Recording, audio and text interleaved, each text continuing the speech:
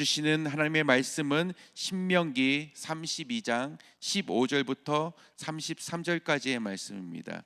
신명기 32장 15절부터 33절까지의 말씀인데요.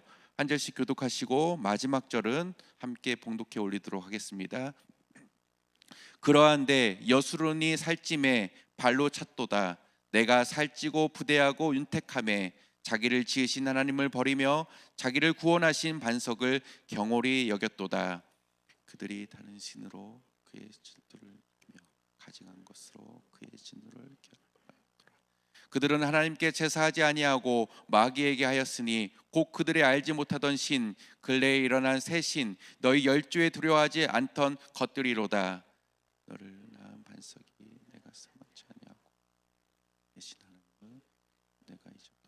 여호와께서 보시고 미워하셨으니 그 자녀가 그를 경록해 한 영구로다. 여호와의 내가 그들에게 보이지 않고 그들의 종을 다 버리니 그들의 씨 패역한 무시한 자이로다.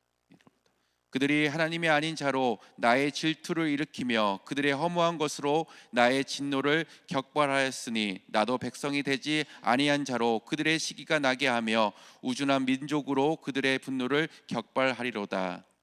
내 분노의 불이 일어나 땅의 그들의 터도 내가 재앙을 그들 위에 쌓으며 나의 살을 다하여 그들을 쏘리로다.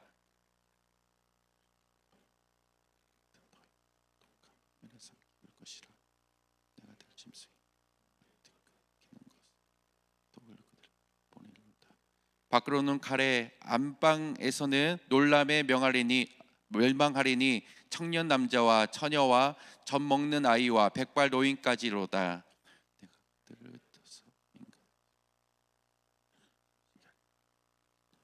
대적을 격동할까 염려라. 원수가 오해하고 말하기를 우리 수단이 높음이여 여호와의 행함이 아니라 할까 염려라 하시도다. 그들이 지혜가 있어서 이것을 깨닫고 자기의 종말을 생각하였으면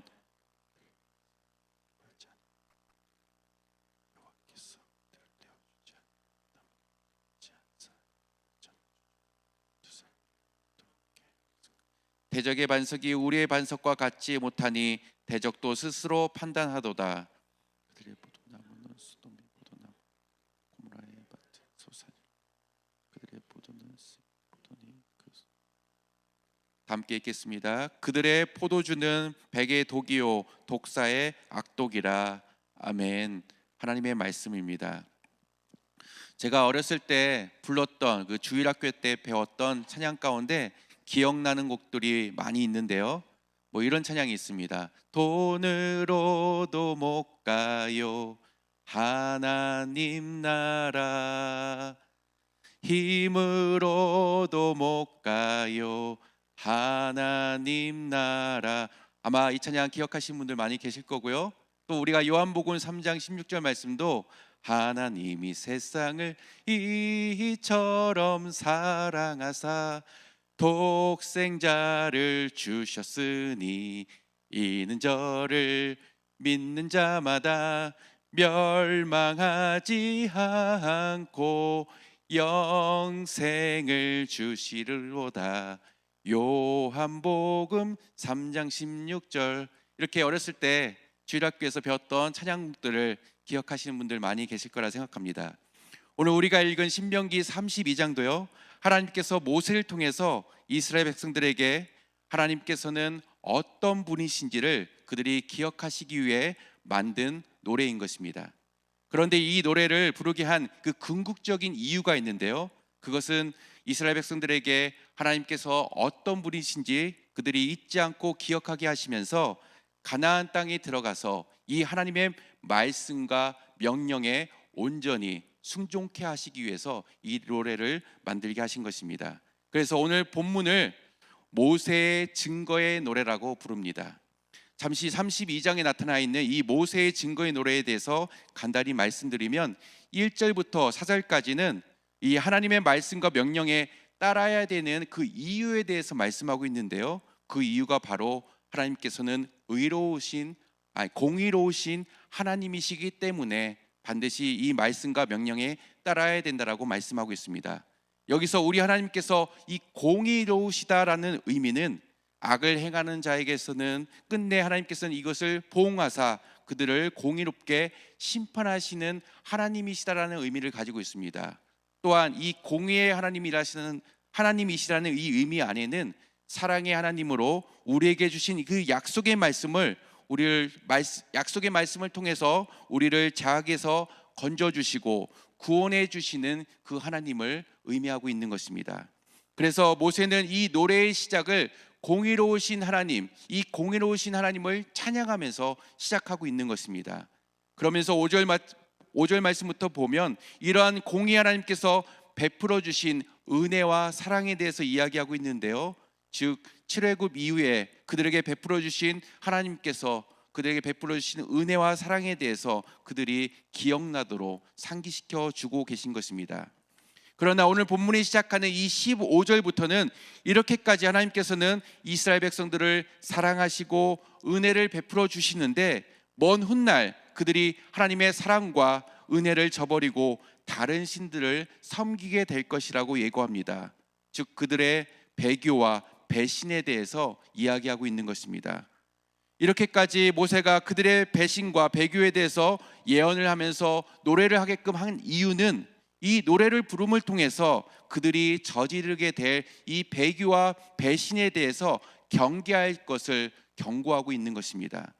더욱이 이러한 배신과 배교가 하게 될 경우에는 결국 그들이 앞서 찬양하게 된 이 공의 하나님께서 그들을 심판하게 될 것이라고 하는 것을 경고하면서 이러한 패악한 모습 가운데 하나님의 진노를 피할 수 없음을 분명하게 그들에게 깨닫게 하기 위함에 있다는 것을 우리는 발견하게 됩니다.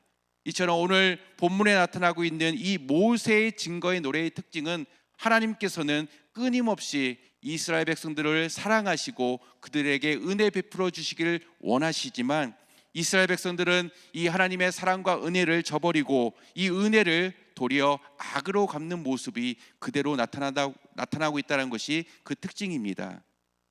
오늘 우리가 읽은 본문 신명기 32장 15절부터는 이러한 이스라엘 백성들의 배신과 배교의 모습이 절실히 나타나 있습니다.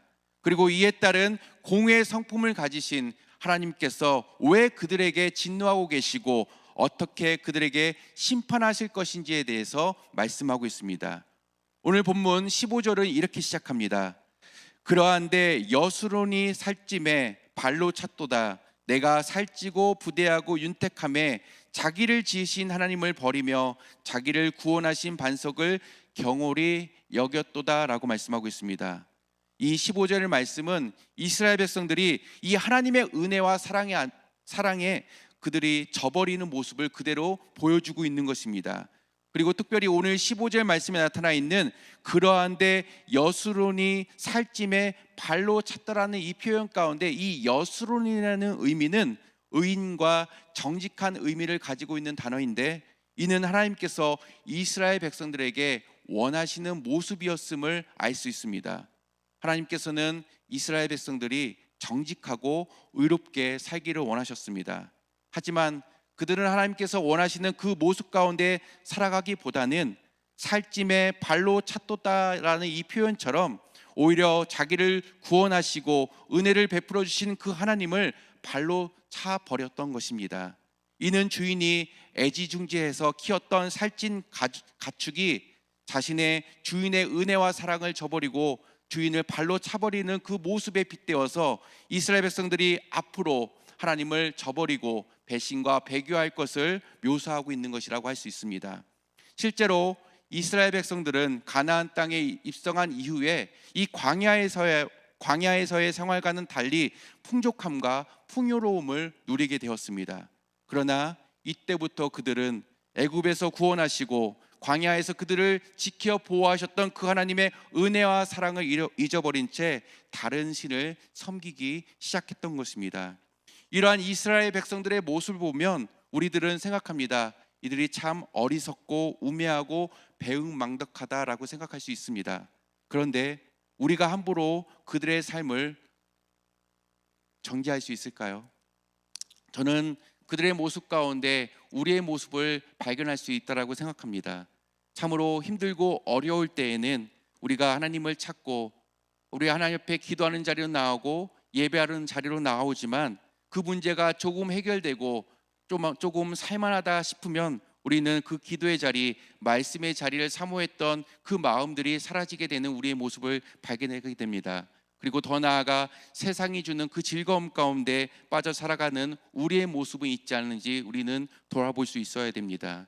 우리들도 그들과 마찬가지로 문제가 해결되고 살만해지니까 하나님의 은혜와 사랑을 저버리는 모습 가운데 살아가는 우리의 모습들이 허다하다는 것입니다. 그런데 이러한 배신과 이 배교의 모습은 하나님 없이도 살 수 있다라고 하는 이 교만한 생각이 저변에 깔려 있는 모습이기도 합니다. 이러한 모습은 성경 안에서 우리가 어렵지 않게 찾아볼 수 있는데요. 먼저 이스라엘의 첫 번째 왕으로 세웠던 이 사울도 처음부터 교만했던 사람은 아니었습니다. 사무엘상 9장 21절의 말씀을 보면 이스라엘 백성들이 주변 나라에 왕이 있었던 그 모습을 보고 자기들에게도 왕을 달라라고 하나님께 요청합니다. 그때 하나님께서는 사무엘을 통해서 이스라엘의 첫 번째 왕으로 사울을 세우십니다. 그래서 사울에게 찾아가서 사무엘이 하나님께서 너에게 기름 부으셔서 왕이 되기를 원하신다라고 그 말씀을 할 때 사울은 이렇게 고백합니다. 사울이 대답하여 가로되 나는 이스라엘의 지파의 가장 작은 지파 베냐민 사람이 아니오며 나의 가족은 베냐민 지파 모든 가족 중에 가장 미약하지 아니하니까라고 하면서 겸손한 이야기를 하는 듯합니다. 하지만 그런 고백을 했던 사울 왕은 처음에는 하나님의 뜻과 명령 가운데 순종하는 모습을 보이지만 이내 교만해져서 하나님의 뜻과 명령을 저버리는 왕으로서 결국 하나님께 버림받는 왕이 된 것을 우리는 성경을 통해서 발견하게 됩니다. 또한 여호와는 나의 힘이시다라고 하는 이 유다의 10대 왕이었던 우시야 왕도 처음에는 하나님께서 보시기에 옳은 일을 행했던 왕이었습니다. 그래서 그가 남유다를 다스릴 때에는 다윗과 솔로몬의 시대와 같이 남유다의 태평성대를 이룬 그 황금기를 이끈 왕이기도 합니다. 그러나 그의 말년에는 그가 교만해져서 사울과 같이 제사장들만 할 수 있는 제사를 그 분향하는 일 가운데 자신이 직접 하려고 하였고 이 일을 통해서 하나님의 말씀과 명령을 어긴 모습 가운데 결국 하나님의 징계를 받아 문둥병에 걸리게 되어 결국 죽게 되는 그런 비운의 왕이 된 것을 우리는 성경을 통해서 발견하게 됩니다.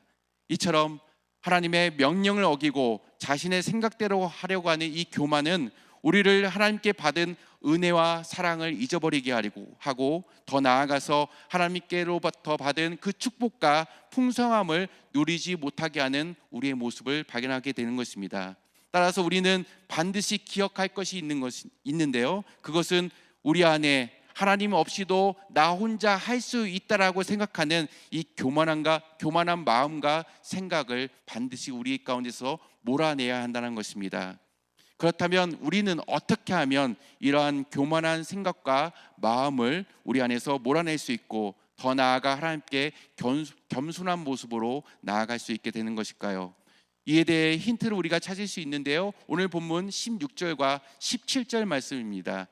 16절과 17절 말씀을 보면 이스라엘 백성들이 교만하게 된 그 근본적인 모습이 나타나 있는데요. 그들이 하나님께 드릴 이 제사를 이방신들 즉 마귀에게 드렸다는 모습이 우리 오늘 본문 가운데 나타납니다. 그래서 하나님께서는 그들의 교만을 질책하시면서 하나님의 진노를 받게 된다는 사실을 오늘 본문을 통해서 분명히 말씀하고 있는 것입니다. 그런데 여기서 나타나는 이 제사가 무엇입니까? 그것은 바로 이스라엘 백성들이 하나님의 임재 앞에 나아갈 수 있는 유일한 방법인 것입니다. 그들이 하나님의 안에 거하고 하나님 앞에 나아가는 길은 그 당시 제사를 통해서만 가능했던 것입니다. 그런데 그들은 이러한 하나님께 주신 사랑과 은혜를 기억하기보다는 이 하나님께 나아가는 길을 선택하기보다는 바로 사단에게 마귀에게 제사하는 이방신을 섬겼던 것입니다. 우리에게 이것을 적용해 본다면 하나님께서 우리에게 원하시는 모습은 반드시 하나님께 나아가는 모습인 줄 믿습니다. 그렇다면 우리가 하나님께 나아가는 이 길은 어떤 모습으로 가능할까요? 우리 믿음의 성도인 우리 그리스도인들에게는 하나님께 나아가는 유일한 길은 바로 오직 예수 그리스도만을 통해서 나아가는 길인 줄 믿습니다. 예수님께서 우리에게 하셨던 말씀, 내가 곧 길이요 진리요 생명이니 나로 말미암지는 않고는 아버지께로 올 자가 없다라고 하신 그 말씀처럼 우리가 하나님 앞에 나아갈 수 있는 유일한 그 길은 바로 예수님을 통해서 하나님께 나아가는 길인 줄 믿습니다. 우리가 오늘도 이 예수님을 통해서 하나님께 나아가고 우리의 삶 가운데 겸손히 삶의 예배로 나아가게 될 때 우리는 더 이상 교만하여지지 않고 하나님께서 주시는 은혜와 축복을 누리며 사는 믿음의 성도의 삶을 살게 될 줄 믿습니다. 오늘도 이 말씀을 기억하시면서 하나님께서 우리를 찾고 계시고 예배하기를 원하신다는 사실을 기억하시고 우리의 삶 가운데 삶의 예배를 통해 겸손히 하나님께 나아가는, 그리하여 하나님께서 주시는 은혜와 축복을 경험하는 저와 우리 성도님들 되시기를 예수 그리스도의 이름으로 간절히 축원드립니다. 함께 기도하시겠습니다. 사랑과 은혜가 풍성하신 하나님 아버지, 오늘도 말씀을 통해 믿음의 성도인 우리가 어떠한 삶의 모습으로 하나님 앞에 나아가야 되는지 깨닫게 하여 주시니 참으로 감사드립니다. 하나님께서는 교만한 자를 싫어하시고 겸손한 자를 사랑하시는 하나님이신 줄 믿습니다. 어떤 상황 가운데서도 저희들 교만하지 않게 하여 주시고 늘 겸손하여 하나님께 예배하는 삶을 살아갈 수 있는 저희가 될 수 있도록 인도하여 주시옵소서. 또한 우리에게 주신 이름, 바로 예수 그리스도의 그 이름으로 하나님 앞에 나아갈 수 있는 저희가 되길 간절히 소망합니다. 예수님을 통해 얻게 된 그 구원의 감격과 천국의 소망을 가지고 믿음으로 살아갈 수 있는 저희들의 삶이 될 수 있도록 인도하여 주시옵소서. 오늘도 이 믿음 가지고 세상 가운데 나아갑니다. 때를 얻든지 못 얻든지 예수 그리스도에 관한 복음을 전하는 저희가 되게 하여 주시고 어렵고 힘든 사람들에게 하나님의 사랑을 전달할 수 있는 저희들의 삶이 될 수 있도록 역사하여 주시옵소서. 특별히 질병으로 인해 어려움 당하고 있는 우리 사랑하는 권속들을 위해서 기도합니다. 그들에게 주님께서 친히 찾아가 주시사 그 아픈 부위 가운데 안수하여 주셔서 그 병이 떠나가게 하여 주시고 그들의 삶이 변화되게 하여 주셔서 오직 하나님을 증거하는 삶으로 예수 그리스도의 그 복음만을 증거하는 삶으로 살아갈 수 있도록 역사하여 주시옵소서. 오늘도 저희들 살아갈 때에 하나님께서 저희들에게 명령하신 너희는 세상의 빛이라 소금이라는 이 명령 가운데 살아가길 간절히 소망합니다. 그리스도의 향기를 품으며 살아갈 수 있는 저희들의 삶이 될 수 있도록 주여 붙들어 주시옵소서.